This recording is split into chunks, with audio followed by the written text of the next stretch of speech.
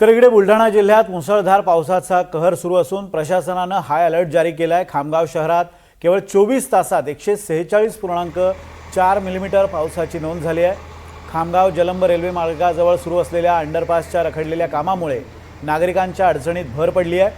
3 वर्षांपासून सुरू असलेल्या या कामाचा फटका आता पावसामुळे सर्वसामान्यांना बसत असल्याचं चित्र आहे। आणि या सगळ्या परिस्थितीचा आढावा घेतला आमचे प्रतिनिधी अमोल सराफ यांनी।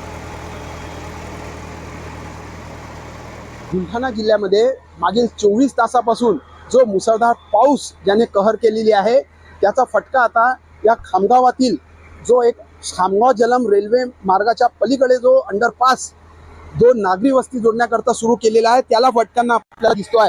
आज सकाळी मोठ्या प्रमाणात इथे पाणी तुंबलेलं होतं आणि तेच पाणी आता पुढे काढण्याचं काम हे प्रशासन इथे करत आहे। मात्र हा जो अंडरपास आहे हा मागील 3 वर्षापासून कुठेतरी रखडला होता। याकरता आंदोलन देखील करण्यात आली होती, रोष देखील लोकांचा होता।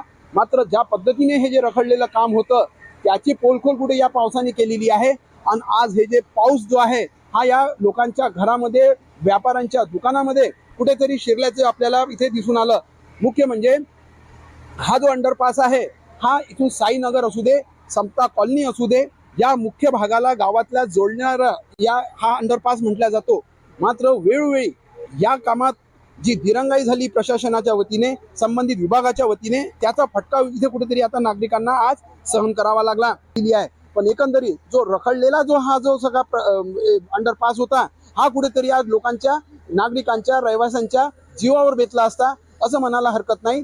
मात्र असे ज्या पद्धतीने हा नागरिकांचा रोष आहे तो आज पुन्हा इथे उफाळून आला।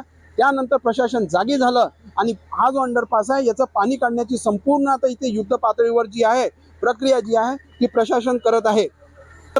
NTT मराठी बुलढाणा।